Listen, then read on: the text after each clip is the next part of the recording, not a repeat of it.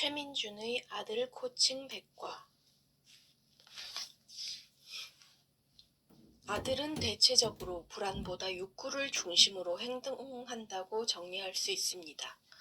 너 이거 안 하면 불안하지 않아? 라는 불안을 건드리는 말보다는 아들이 원하는 것이 무엇인지 파악하고 그것을 얻기 위해선 어떤 노력을 해야 하는지 코칭하는 방식이 필요합니다.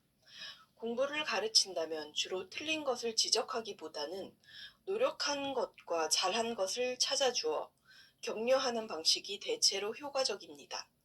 우리는 아들이 무엇을 두려워하는지보다는 무엇을 얻고 싶어 하는지에 관심을 가져야 합니다. 특히 이 코칭법은 나의 평소 동기가 무엇을 얻기보다 무엇을 피하기 위해 더 많이 익숙했던 사람일수록 생소하게 느껴질 수 있습니다. 여자아이들에게 대체로 중요한 동기는 안전해지는 것, 또래 친구들 사이에서 배제되지 않는 것, 부모와 교사에게 사랑받는 것 등이라면 아들에게 중요한 동기는 대체로 인정받는 종류의 것입니다. 엄마 아빠에게 내 멋진 모습을 보여주는 것, 친구들에게 인정받고 받아들여지는 것, 내가 원하는 것을 잘하게 되는 것, 사람들을 구하고 영웅이 되는 것 등임을 기억해 주시면 좋겠습니다. 누군가를 가르칠 때 먼저 배워야 하는 것은 저 사람에게 건드리지 말아야 하는 것이 무엇인가를 살피는 일입니다. 예를 들어 국적, 가족, 인종, 성별, 그 사람의 업 등을 건드리는 말은 반드시 피해야 합니다. 이유는 그 사람을 구성하는 변화시키기 어려운 정체성과 가까운 영역이기 때문입니다. 습관적으로 욕을 하는 상당수의 남자아이들은 악의가 있어서가 아니라 자신의 감정 처리를 바르게 하는 방법이 빈약해서 그런 경우가 많습니다.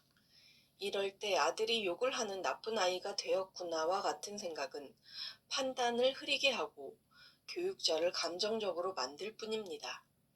자신의 감정을 표현하는 방법이 매우 빈약하고 잘못된 방식으로만 하는구나. 욕하지 않고도 자신의 감정을 잘 표현하는 방법을 가르치는 것이 중요하겠구나 하는 생각으로 본질을 놓치지 않고 아들을 바라보는 연습을 함께 해보면 좋겠습니다.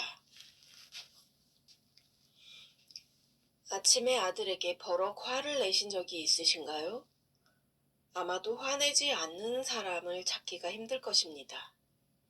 옷을 전부 입은 상태에서 엘리베이터만 타면 되는데 갑자기 신발이 불편하다느니 마음에 안 드니 타령을 하면 또 시작이야 신발 가지고? 대뜸 화부터 납니다. 아들은 왜 꼭 중요한 순간 눈치가 없는 걸까요? 사실 이건 아들이 잘못한 것이 아닙니다. 하교 후 여유가 있을 땐 아들이 신발이 마음에 안 든다, 뭐가 불편하다고 하면 우리는 누구보다 인자한 얼굴로 아이의 불만을 들어줄 수 있습니다. 허나 여기 중요하게 알아차려야 하는 것이 있습니다. 우리 육아는 어쩌면 시간만 충분하면 완벽할지도 모른다는 사실입니다. 물론 다른 요소도 나의 화를 도둑이는 합니다. 예를 들어 아침마다 모든 행동이 평소 3분의 1로 느려지는 아들의 게으름이 한몫하기도 합니다. 나이가 들어도 도무지 알아서 일어나지 않는 아들을 억지로 깨워서 세수해라, 옷 입어라, 밥 먹어라 소리치다 보면 자연스레 내 분노 게이지도 함께 올라갑니다. 하지만 결정적인 것은 아들의 행동이 아니라 아들의 행동을 보고 쉽게 휘말리는 나에게서 첫 번째 원인을 찾아야 합니다. 우리는 시간이 없으면 화가 납니다.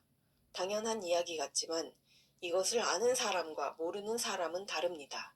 만일 아들이 아니 근데 왜 엄마는 자꾸 화를 내? 라고 말한다면 지금 최우선 과제는 아들을 훈계하는 게 아니라 내 감정을 알아차리는 것입니다. 감정은 조절보다 정확하게 인지하는 것이 우선입니다. 만일 지금까지 감정을 억누르고 화를 꾹 참는 연습만 하셨다면 이제 함께 방향을 바꿔보면 좋겠습니다. 억누르지 말고 알아차리려고 최선을 다해보세요. 아침에 아이가 조금 늦게 일어났다면 제일 먼저 이런 생각을 해보는 것입니다.